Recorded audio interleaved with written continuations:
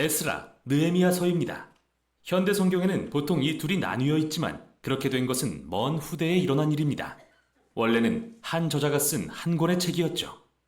이야기는 바벨론이 예루살렘과 성전을 파괴하고 많은 백성을 포로로 끌고 간 지 약 50년 후 일부 유대인들이 예루살렘에 돌아와 성읍과 그들의 삶을 재건하던 때를 배경으로 합니다. 구체적으로 이 책은 재건에 힘쓴 3명의 지도자에 주목하는데요. 바로 스룹바벨, 에스라, 그리고 느헤미야입니다. 책의 구성 또한 각 지도자의 노력에 초점을 맞추고 있죠.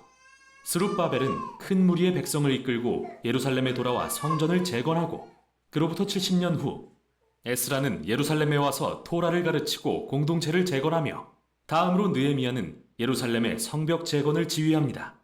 3명의 이야기는 매우 비슷한 구조로 되어 있는데요.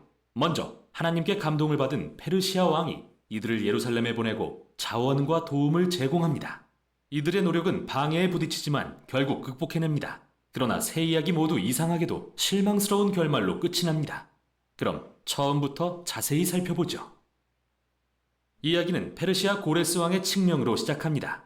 하나님께 감동을 받은 그는 포로들이 예루살렘에 돌아가 성전을 재건하게 허락하는데요. 저자는 이것이 언젠가 포로들이 예루살렘으로 돌아간다는 선지자 예레미야의 예언이 성취된 거라고 말하죠. 이 성취는 포로 귀환 이후에도 다른 많은 선지자의 예언이 성취될 거라는 소망을 안겨줍니다. 다윗의 혈통에서 나실 미래의 메시아 왕에 대한 소망, 하나님이 그의 백성 가운데 거하실 성전 재건에 대한 소망, 하나님의 나라가 임해 열방이 복을 받을 소망, 바로 아브라함에게 약속하신 것처럼 말이죠. 그럼 이 모든 소망을 염두에 두고 스룹바벨의 이야기를 읽어봅시다. 그는 바벨론의 씨라는 뜻의 이름처럼 바벨론 포로기에 태어난 세대를 대표하는 인물로서 큰 무리의 이스라엘 백성을 이끌고 예루살렘으로 돌아옵니다. 그들은 정착 후 우선 제단을 만들어 제사를 드리고 이후 성전을 재건하는데요. 성전의 기초를 놓는 예식과 최종 봉헌식이 핵심적인 장면이죠. 과거의 성막과 성전 봉헌식을 떠올려보면 이번에도 역시 하나님의 임재가 불과 구름처럼 내려와 백성 가운데 거하셔야 했지만 그런 일은 일어나지 않습니다. 그래서 새 성전을 보며 기뻐하는 사람들도 있지만 솔로몬의 성전을 경험한 장로들은 크게 통곡합니다. 그들의 영광스러운 과거나 소망하던 미래와 너무 달랐기 때문이죠. 그리고 여기서 처음으로 방해 세력이 등장하는데 매우 이상합니다. 이스라엘의 후손 중 바벨론의 포로로 끌려가지 않은 자들은 예루살렘에서 계속 살고 있었는데 그들이 성전 재건을 돕겠다고 나아옵니다. 그런데 스룹바벨은 이를 거부하면서 너희는 이 성전과 아무 상관이 없다고 말하죠. 당연히 갈등이 일어났고 스룹바벨이 이를 극복하긴 하지만 정말 이상합니다. 선지자들은 분명 하나님의 나라가 임할 때 이스라엘의 모든 지파가 하나 되어 열방과 함께 하나님을 예배할 거라는 환상을 보았기 때문이죠. 정말 실망스러운 모습이 아닐 수 없습니다. 다음은 70년 후 에스라의 이야기입니다.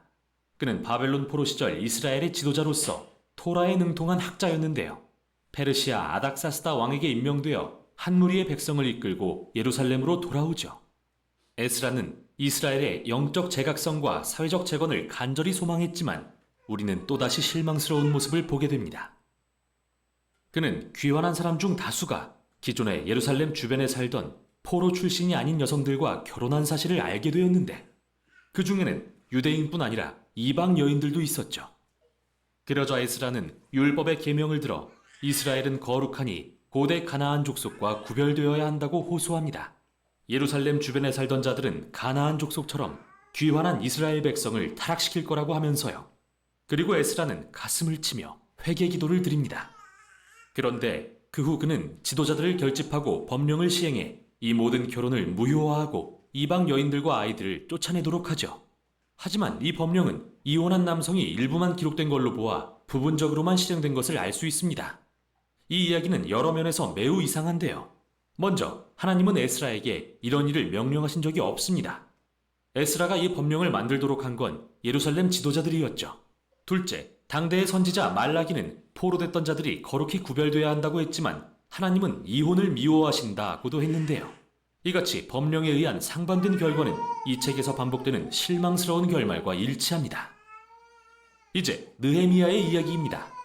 그는 페르시아 정부에서 일하는 유대인 관료였는데 예루살렘 성벽이 허물어졌다는 소식을 듣고 기도합니다. 결국 아닥사스다 왕에게 성벽을 재건하러 가라는 허락을 받고 심지어 무장한 호위병과 필요한 지원도 받아내죠.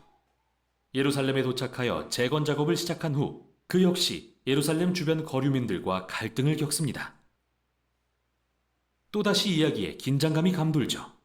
당대의 선지자였던 스가랴는 하나님 나라의 새 예루살렘에는 성벽이 없고 하나님의 임재가 가득하여 모든 민족이 와서 언약 백성이 될 것이라고 했는데 느헤미야는 정반대의 목적을 수행하고 있는 것 같습니다.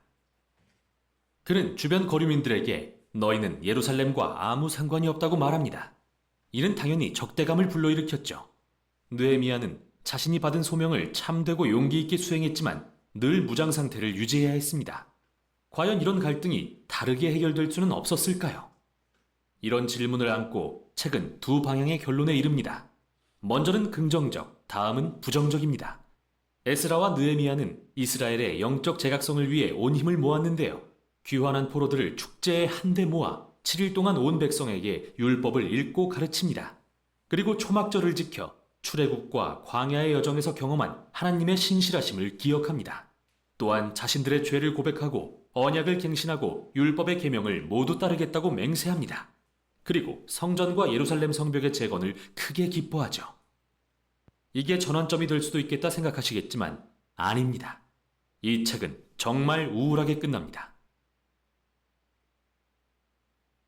느헤미야는 성읍을 돌아보다가 백성들이 그들의 맹세를 잘 지키지 않는 걸 발견합니다.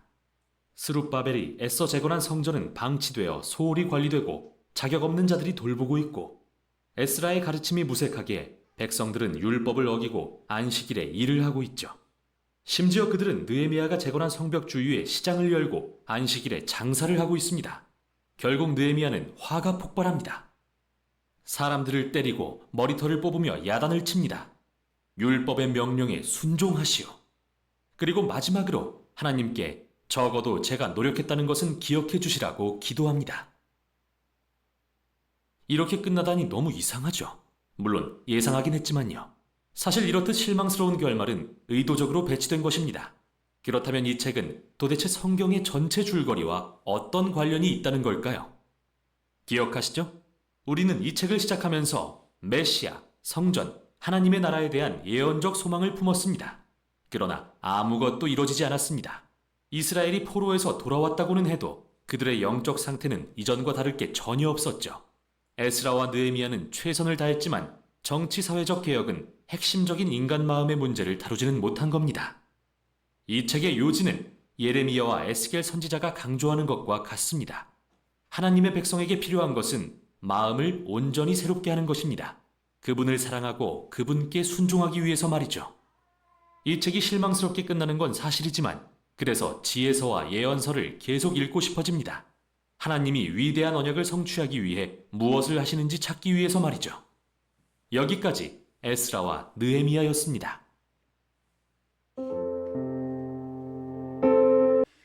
에스라서와 느헤미야 말씀을 이해하시는데 좀 도움이 되실지 모르겠지만 글쎄요, 말씀으로 보는 것보다 이렇게 영상으로도 본문을 통해서 에스라와 느헤미야의 또 쓰신 이유나 또 관점들이 여러 가지가 있음을 함께 나눌 수 있습니다. 우리가 함께 볼 이 에스라서의 말씀은 저자는 에스라로 나옵니다. 그래서 에스라와 느헤미야서는 저자는 다르지만 내용상 유사한 점이 많고 서로 보완적인 성격을 지니고 있는 책이 에스라와 느헤미야서입니다. 특별히 히브리 성경과 70인경 또 탈무드와 요세푸스 등에서도 한 권의 책으로 취급되기도 했습니다. 하지만 이제 라틴어 성경에서부터 두 책이 구분되어져서 우리에게 전해지고 있지요. 에스라서의 주제는 성전 재건과 이스라엘의 개혁에 초점이 되어져 있습니다. 가장 중요한 것은 에스라서는 성전 재건에 있습니다. 아까도 영상에 나왔지만 수룹바벨 성전이 다시 세워지는 그 내용을 볼 수 있지요. 내용은 바벨론으로부터 1차와 2차 포로 귀환을 하게 되고 그때 지도자로서는 스룹바벨과 에스라에 의해서 각각 주도된 귀환 사건을 기록하고 있습니다. 그래서 1차 귀환 때 있었던 사건, 또 2차 귀환 때 이후에 있었던 그 사건들을 통해서 약속이 어떻게 성취되고 있는지를 명확하게 보여주고 있지요. 에스라서 1장에도 보면 어떻게 해서 이들이 예루살렘으로 돌아왔는지를 기록하고 있습니다. 이들이 새롭게 돼서 또 이들이 정결케 되어져서 돌아온 것인지 아니면 다른 의도가 있는 건지는 성경에는 잘 나와 있지는 않습니다. 하지만 인간들은 시간이 지난다고 해도 변하지 않지요. 죄된 자리에서 온전히 새롭게 되기는 쉽지는 않습니다. 결국 하나님은 아브라함과 횃불 언약을 통해서 그 언약 가운데 지나갔던 것은 횃불만 지나갔지 아브라함은 지나가지 않지요. 언약의 주체는 하나님께 있습니다. 그러니 선지자를 통해서 약속하신 그 언약을 하나님은 신실하게 진행하고 계시다라는 거지요. 하지만 때로는 그 언약을 따라가도 백성들이 그 언약대로 순종해 가지 못하는 모습을 보기도 합니다. 여러분들 우리가 말씀에 따라 가기도 하지만 그 말씀에 따라서 우리가 100% 순종하고 100% 새롭게 되는 것 참 귀한데 우리가 이 땅에 살면서 그렇게 되지 못하는 모습을 봐요. 그래서 하나님은 하나님의 언약과 말씀대로 우리를 인도하신다라는 거지요. 그래서 우리가 말씀을 가까이 하는 이유는 언약의 하나님 그 말씀을 우리가 알 때에 우리의 삶 가운데 하나님이 어디로 인도하신지를 깨닫게 되고 거기에 순종해 나갈 때 하나님의 은혜가 더욱더 우리 가운데 있게 되는 거지요. 자, 1장부터 6장까지는 스룹바벨에 의한 예루살렘 성전 재건에 대한 부분이 있다면 7장부터 10장까지 에스라서는 에스라에 의한 신앙개혁 운동이 등장을 합니다. 거룩한 공동체로의 회복이지요. 성전만 지어진다고 끝나는 것이 아니라 주님이 진짜 원하시는 것은 우리 개인의 성전입니다. 우리가 하나님 앞에서 어떤 성전으로 깨끗하게 다시 회복되어야 되는지를 이야기해 주고 있다라고 보시면 되겠지요. 에스라서의 특징은 역대기와 에스라 느헤미야서는 내용이 서로 연결되는 책이라는 것. 그래서 역대하 마지막 장 마지막 두 절과 에스라서 1장 1, 2, 3절이 내용이 똑같습니다. 자, 이스라엘 왕정 초기에서 멸망과 회복까지의 전 과정을 파노라마식으로 쭉 펼쳐서 우리에게 보여주고 있다라는 거지요. 그래서 이스라엘의 왕정이 시작해서 망하고 다시 포로 잡혀갔다가 다시 돌아오는 그 전 과정을 한눈으로 볼 수 있게 만드는 것이 역대기와 에스라와 느헤미야서까지의 내용이다라고 보시면 되겠습니다. 특별히 에스라 종교개혁 운동의 핵심은 성경 공부의 부활과 하나님의 말씀에 대한 순종으로 그동안 하나님 말씀에서 멀리 떠나 있는 백성들을 말씀으로 회복시켜주는 거예요. 그래서 말씀 가운데 떠나는 것들을 다시 회복시키는 과정들, 그 중에 하나가 이방 민족과의 통혼을 근절시키거나 또 새로운 그걸 통해서 신앙 공동체로 회복되길 원하신다라는 거지요. 근데 때가 가까이 올수록 교회 공동체는 점점 하나님께 가까이 가는 교회도 있지만 세상을 향해서 가는 교회들이 있습니다. 인본주의, 물질주의, 그리고 번영주의 이런 것들이 교회에 들어오면서 점점 교회가 세상화되어지고 세상을 닮아가려고 하는 모습들이 난다라는 거지요. 하나님이 이 땅에 오셨을 때, 주님이 이 땅에 재림하셨을 때 큰 교회로부터 임하실까요? 하나님이 보시기에 여러분들 비행기 타고 올라가면 땅에 있는 수많은 높고 낮은 모든 것들이 한눈에 보이는데 뭐가 높은 건지 낮은 건지 보이지 않습니다. 위에서 볼 때는 정결한 마음만 보이는 거예요. 마지막 때가 가까이 올수록 주님이 찾으시는 공동체와 개인은 하나님 말씀대로 정결해져 있고 순결하여 준비된 자들을 찾고 있다라는 거지요. 주님 오실 때에도 지금 이때와 별반 다르지 않습니다. 우리가 왜 역대기에 있는 이스라엘의 왕정 시대를 공부하고 그리고 포로로 잡혀간 이후에 귀환하는 이 과정들을 함께 우리가 볼 수 있도록 성경에 이렇게 기록되어 있는지, 이것이 다만 이스라엘의 역사만을 우리에게 알려주는 것이 아니라 이 시대를 살고 있는 우리가 이 역사를 통해서 이 역사가 우리 개인에게도 우리 공동체에도 반복되고 있다는 것을 아셔야 합니다. 그래서 우리가 과연 어느 시대에 살고 있는지, 이스라엘의 역대 왕들과 그리고 포로로 잡혀가고 귀환하는 이 전 과정 가운데 나는 어디에 머물러 살고 있는지도 한번 점검해 보실 필요가 있습니다. 지금은 말세의 지말이라고 얘기합니다. 주님 오실 때가 심히 가까이 왔기 때문에 여러분들 새벽이 오고 태양이 뜨고 해가 뜨기 직전에는 가장 어둡습니다.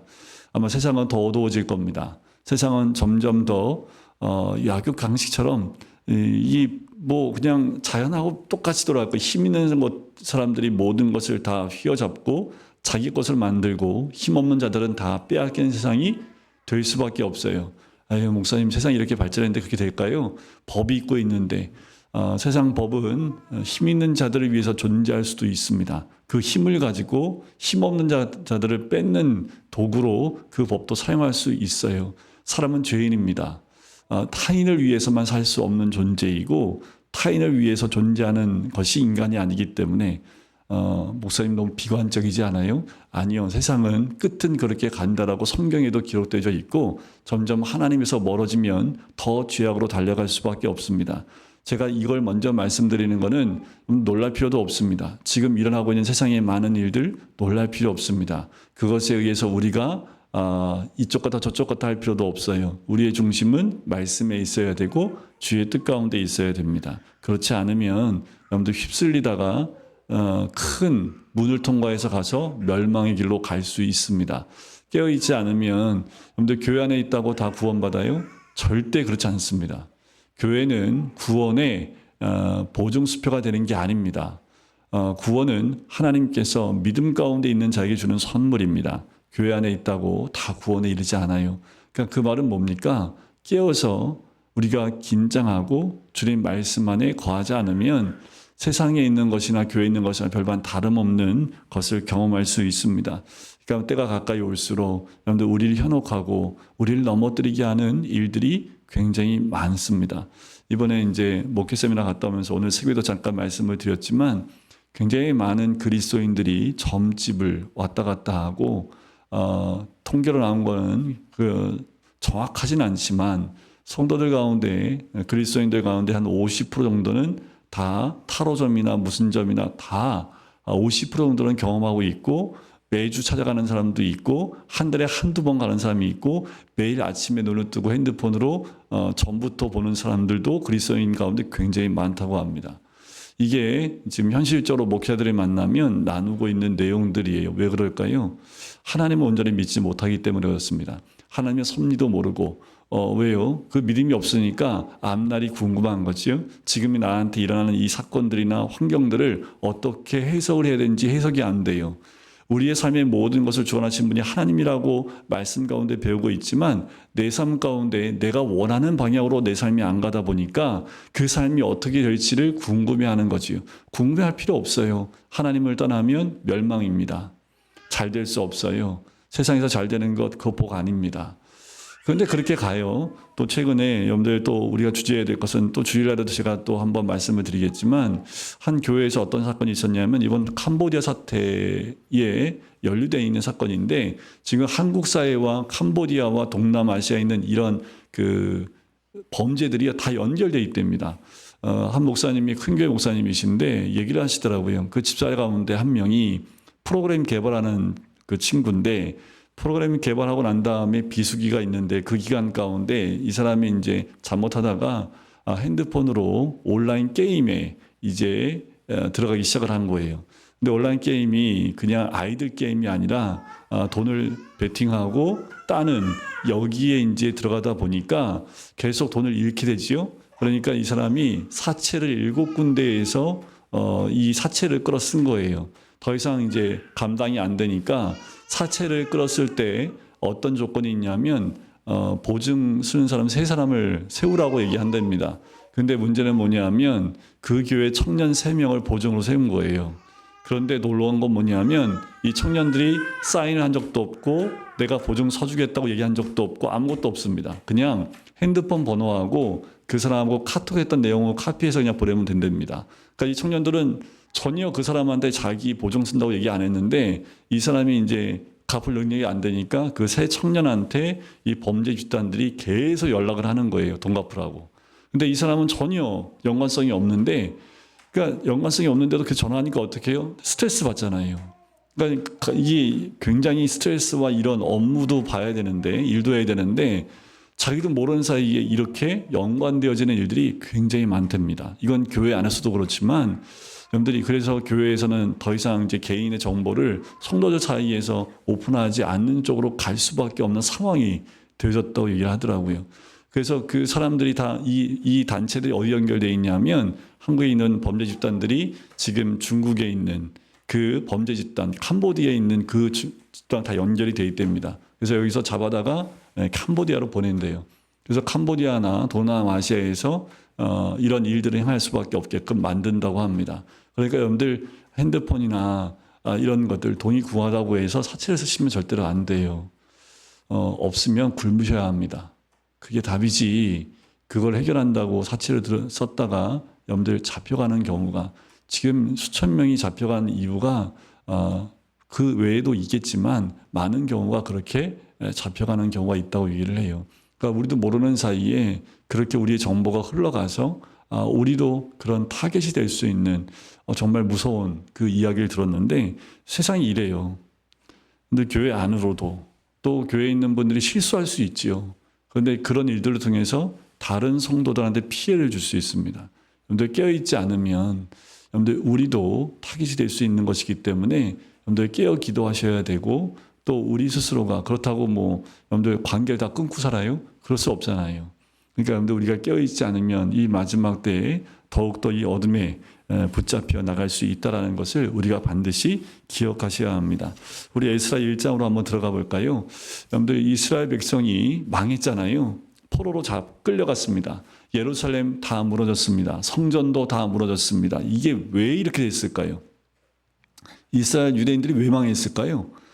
다윗 왕국 때, 이 솔로몬 왕국 때는요, 어마어마한 부를 누렸어요. 그 중간중간에도 주변에 있는 그 민족들한테 조공을 받을 만큼 어마어마한 그 막강한 힘을 들였던 이스라엘인데 한순간 다 망해버렸습니다. 왜 망했을까요? 그 이유를 우리가 알지 못하면 여러분들 우리가 망하는 이유를 몰라요. 우리의 삶이 점점 기울어지고 힘들어지는 이유를 모른다라는 거지요. 이스라엘 백성들이 나중에 나라 다 망하고 포로로 끌려갈 때 누구 원망해요? 결국 하나님 원망한다니까요. 우리는 성경 안에서 이스라엘 백성이 망한 이유를 알아요. 당연히 망할 수밖에 없지요. 하나님을 섬기지 아니하고 우상 따라가잖아요. 제가 좀 전에 말씀드렸지요. 그리스도인들 가운데 50%가 전 보러 다닌다고. 더 놀라운 건 목사들도 보러 간대요. 근데 그 얘기 듣고 뒷목 잡고 네, 요새 젊은 목사들도 타로 보고 다니고 청년들과 같이 타로 전 보러 다닌대요. 그래서 야, 이건 세대가 아니라 점점 더 죄악된 길로 가는구나라는 생각이 들 정도입니다. 하나님을 떠나면 하나님 떠난 백성하면 심판이 임할 수밖에 없습니다. 이 유대인들에게 율법이 주어졌고 말씀이 주어졌잖아요. 말씀대로 순종하지 않고 하나님을 떠나니까 우상 섬기고 죄악된 길로 가니까 하나님이 어떻게 해요? 그 보호하심을 거둘 수밖에 없지요. 하나님의 영이 떠나면 그곳엔 어둠의 영이 임할 수밖에 없고 또 죄악에 의해서 사로잡혀 갈 수밖에 없습니다. 결국 하나님 많은 기회를 주셨지만 이스라엘 백성이 돌이키지 않은 거지요.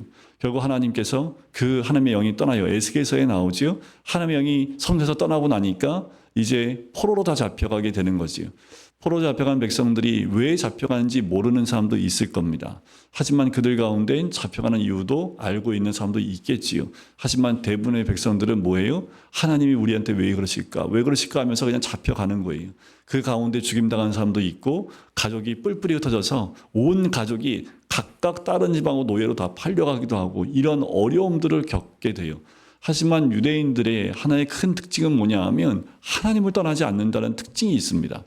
언약 백성이기 때문에 그러기도 해요. 그래서 여러분들 말씀을 붙드는 게요. 내 삶에 힘들고 어려운 일이 있다 하더라도 말씀을 붙들고 있고 하나님을 믿는 믿음 가운데 있으면 하나님께서 함께 하시고 결국 회복시켜 주시는 은혜가 있습니다.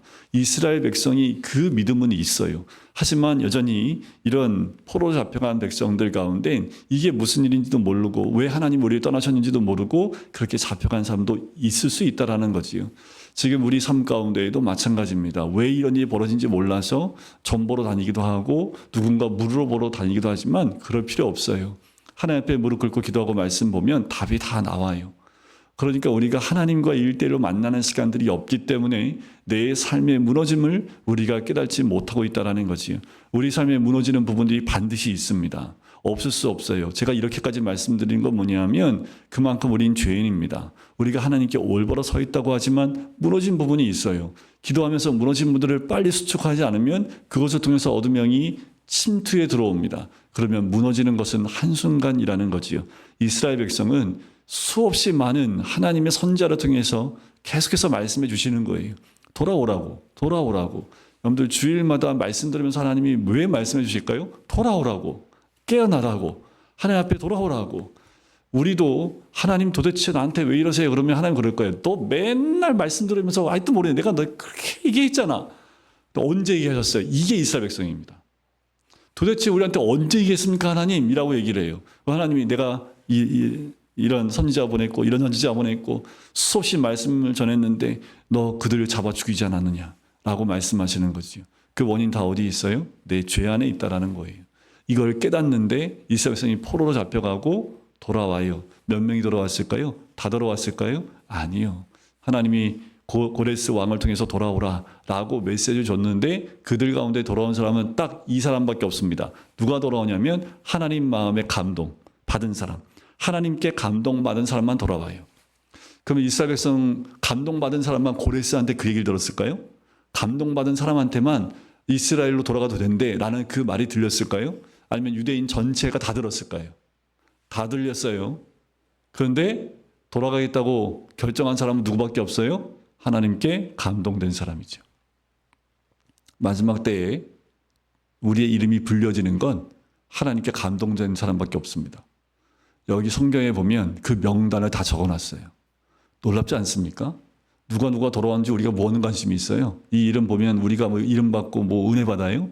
그런데 이 에스라 2장에 보면 누가 몇 명, 뭐 어디 사람, 어느 자손, 이 족속들이 몇 명인지 쭉 다 적어놨어요. 뒤에서 또 나옵니다. 왜 이걸 적었을까요? 하나님 마음은 모든 이스라엘 백성이 돌아오기 원했지만 그들 가운데 이방 땅 가운데 오래 살면서 정착해 살면서 그냥 동질화되어진 너무나 많은 이스라엘 백성들, 그들은 돌아오지 않습니다. 그런데 하나님이 기억하고 있는 거 누구밖에 없어요? 돌아온 백성들입니다.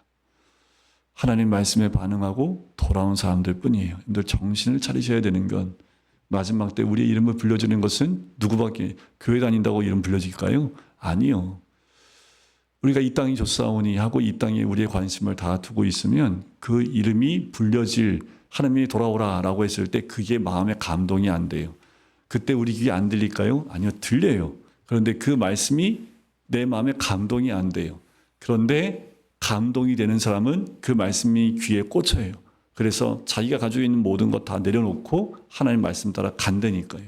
예루살렘 돌아오면은 뭐 대저택이 준비되어 있대요. 예루살렘 돌아오면은 뭐 리조트처럼 다 지어놔서 그냥 들어가 살기만 하면 된대요. 아니요. 자기가 읽어놨던 모든 삶을 다 버려두고 다시 와서 집을 다시 지어야 합니다. 그게 학교사에 나오잖아요. 와서 하나님 전에 짓다가 중간에 멈추고 자기 집을 막 지어요. 그거 그럴 수밖에 없잖아요. 살아야 되는데. 그것이 이스라엘 백성에 돌아온 하나님께 감동된 사람들도 그와 같은 모습이라는 거지요. 여러분들 꿈 같은 환상 같은 일은 없습니다. 우리의 삶의 현실 가운데 부딪히는 여러 가지 사건들 가운데 우리가 봐야 될 것은, 여러분들이 우리가 말씀을 통해서 봐야 될 것은 하나님이 그 말씀을 통해서 주신 언약을 우리가 얼마나 신실하게 붙들고 가느냐. 말씀이 들렸음에도 불구하고 우리는 신실하게 세상을 붙들고 있다면 우리는 돌이킬 수 없습니다.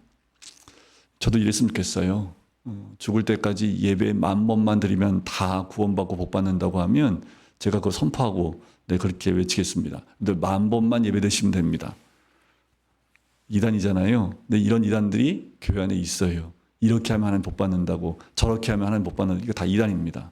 성경에 그런 거 없어요. 우리가 숫자나 어떤 이 숫자화시킨 모든 것들은 하나님이 절대로 기뻐하지 않습니다. 하나님 숫자화시키지 않으세요. 하나님 원하시는 건 뭐예요? 마음을 원하신다라는 거예요. 주의 뜻을 원하신다라는 거예요. 그것을 알지 못하면 우리는 계속해서 뭐예요? 세상적인 숫자화와 부와 부귀영화. 결국 우리가 붙잡아야 될 말씀이나 하나님의 신앙과 믿음 가운데 있지 못하고, 여러분들 때가 심히 가까운 것 안 느껴지십니까? 목사들끼리 모인 그 모임 가운데 목사님들의 얘기 들으면 정말 무서울 정도로 성도들 안에 들어와 있는 모습들을 나누시는데, 목사들한테 오히려 가르쳐요. 왜 그런지 아세요? AI한테 물어보면 다 알려주거든요. 지금 여기 앉아 있는 분들 가운데 우리 엄마 2명 빼고는 AI가 뭔지 뭐 디지털이 뭔지 별 관심도 없고 그냥 교회 중심으로 사시니까 잘 모르겠지만 40대 50대까지는요 뭐 궁금하면 챗GPT에다 물어봐요. 그럼 거기가 쭉 다 설명해 주거든요. 그런데 거기는 분별력이 없어요. 거기는 그러니까 분별하려면 질문할 때 분별력 있게 질문을 해야지 답이 나옵니다. 그런데 우리가 정통 신앙과 믿음을 지키고 있는데 네, 큰 교회 목사님 동생 2분이 한 명은 교수고 한 명은 의사래요. 그런데 어느 날 모였더니 이 성경 가지고 막 달려들어갖고 이게 어떻게 하나님 말씀이냐고. 예? 그러니까 이게 이제 신학에서 배우면 성경 66권이 이제 우리가 신앙으로 하나님 말씀을 인정하는 과정들이 나옵니다. 근데 이거를 66권의 말씀 하나님 말씀을 인정하지 않는 데도 있어요.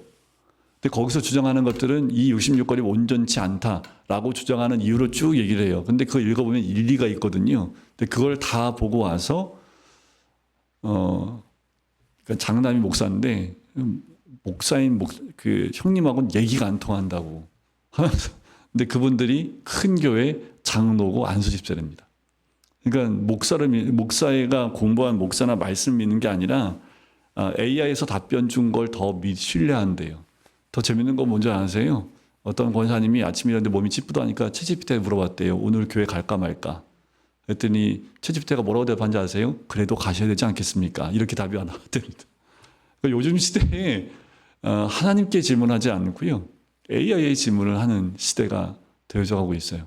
그러니까 우리 세대는 안 그렇지만 더 젊은 세대일수록 그런 분별력 없이 이제 AI와 너무 가까워졌기 때문에 이런 시대가 됐습니다. 말씀이 하나님 말씀으로 세워지지 못한 시대가 돼요. 말씀에 순종하는 시대가 아니라 내가 원하는 말씀을 그냥 내가 원하는 말씀으로 듣기 원하는 시대가 되어져 버린다라는 거지요. 여러분들 하나님께 감동받는 마음들이 무엇보다 중요합니다. 여러분들 무엇에 감동받습니까? 우리 마음에 감동되는 건요. 딱 이거예요. 어떻게 하면 돈 번다는 말에 참 감동 잘 받습니다. 어디가 뭐 준대. 우리 어르신들 보니까 요 앞에 네, 뭐 이렇게 선물 많이 주는 데 있더라고요. 아침에 몇 시 점심 되기 전에 할머니들이 막 선물 보따리 들고 막 나오세요. 제가 딱 보면서 우리 어머니가 저러시는데 큰일 났네 이런 생각이 들어요. 그거 받으면 사야 되거든요. 그러니까 그런 것들에 감동을 많이 받아요. 우리가 선물 받으면 그래서 교회에서도 선물 많이 주려고 애를 쓰거든요. 그래야지 처음에 교회 나오신 분들의 마음이 열리기 때문에 그렇긴 하지만 여러분들 우리가 무엇에 감동을 받느냐가 굉장히 중요합니다. 여러분들 다른 것에 감동받지 마세요. 하나님께 감동이 돼야 순종할 수 있습니다. 오늘 1장 에스라 1장에 보면 바사왕 고레스 원년에 여호와께서 예레미야의 입을 통하여 하신 말씀을 이루게 하시려고 그러니까 뭐예요? 언약 말씀 하나님이 이루게 하시려고 예레미야에게 주신 그 말씀을 이루게 하시려고 1장 1절 세 번째 줄에 고레스의 마음을 감동시킵니다. 이건 역사적 사건인데 뭐냐면 수많은 나라에서 이렇게 사람들을 데리고 왔는데 이 고레스 왕이요 정책이 그거예요. 각 나라에 너희 섬기는 신을 섬겨라 라는 것이 이때 정책 중에 하나였습니다. 근데 이런 마음을 누가 줬을까요? 하나님이 그 마음을 감동케 하셨다라는 거지요. 그래서 공포해요. 바사왕 고레스는 말하노니 하늘의 하나님 여호와께서 세상 모든 나라를 내게 주셨고 나에게 명령하사 유다 예루살렘의 성전을 건축하라 하셨나니 3절 이스라엘 하나님은 참신이시라. 하나님 믿지 않는 고레스가 이 말을 하지요. 여러분들 이사야 45장에 보면 고레스라는 이름이 나옵니다. 이사야가 이 예언을 할 때는 이 고레스가 태어나기도 전입니다. 그런데 이미 하나님이 이사야 선지자를 통해서 고레스가 이렇게 할 것이다. 그가 나의 참 종이다. 라고까지 이야기합니다. 기름 부음 받은 자라 라고까지 얘기를 해요. 이방 왕이고 하나님 믿지도 않습니다. 하나님이 그렇게 하나님 나라와 하나님의 계획하심을 이루시기 위해서 믿지 않는 자들에게도 하나님이 강권적으로 역사하셔서 이런 역사를 이루신다라는 거지요. 그 입술로 고백하잖아요. 참신이라고요. 그리고 너희 중에 그의 백성된 자는 다 유다 예루살렘으로 올라가서 이스라엘 하나님 여호와의 성전을 건축하라. 그는 예루살렘에 계신 하나님이시니라. 그러니까 성전 건축하라고 보내는 거지요. 5절 이에 유다와 베냐민 족장들과 제사장들과 레위 사람들과 또 누구예요? 그 마음이 하나님께 감동받고 올라가서 예루살렘의 여호와의 성전을 건축하고자 하는 자가 다 일어납니다. 여러분들 우리가 무엇으로 감동받아야 될지를 보셔야 되지요. 그러니까 6절 끝에 예물을 기쁘게 드렸더라라는 거예요. 마음에 감동이 되니까요. 하나님 말씀대로 순종하다 보니까 이 예물을 드리는 것을 겉도 기쁘게 드려요. 그래서 7절에 고레스 왕이 또 여호와의 성전 그릇을 다 꺼내서 그 가지고 왔던 것을 다 줍니다. 그래서 8절에 보면 창고지기 미드르닷에게 명령하여 그 그릇들을 꺼내어 세어 유다 총독 세스바살에게 넘겨 주게 합니다. 그리고 11절 바벨론에서 예루살렘으로 데리고 갈 때에 세스바살이 그 그릇들을 다 가지고 갔더라라는 거죠. 가지고 다 돌아가게 해줘요. 그리고 2장에는 1차 포로 귀환 명단이 나옵니다. 왜 이렇게 명단들을 기록해 놓으셨을까? 이것은 하나님이 기억하고 계시다는 거예요. 아예 활자로 박아 놓으셨습니다. 시대가 몇 세기가 흘러도 이 명단이 나올 수 있도록 하나님이 기억하신다라는 의미가 있습니다. 지금도 믿음 가운데 있는 그 명단을 하나님이 기억하신다라는 거지요. 그리고 이렇게 명단을 적은 것은 이것은 만들어낸 얘기가 아니라 역사적 사실이라는 것을 증명해 주고 있는 거고요. 또 한 가지는 다양한 그룹 사람들이 참여했다라는 거지요. 일정 레위인들만 돌아오고 또 선지자 그룹만 들어오는 것이 아니라 다양한 그룹들이 다양하게 다 돌아왔다라는 거예요. 하나님의 감동받은 사람들이 굉장히 다양한 부류에서 다양한 족속에서 자손들이 다 돌아오고 있다는 것을 말씀해 주고 있고요. 그리고 그들이 기쁨으로 자원함으로 드리는 것을 강조합니다. 특별히 이 명단을 쭉 보실 필요는 없고요. 뒤에 68절에 보면 어떤 족장들이 2장 68절입니다. 예루살렘에 있는 여호와의 성전터에 이르러 하나님의 전을 그곳에 다시 건축하려고 예물을 기쁘게 드려요. 이건 자원함입니다.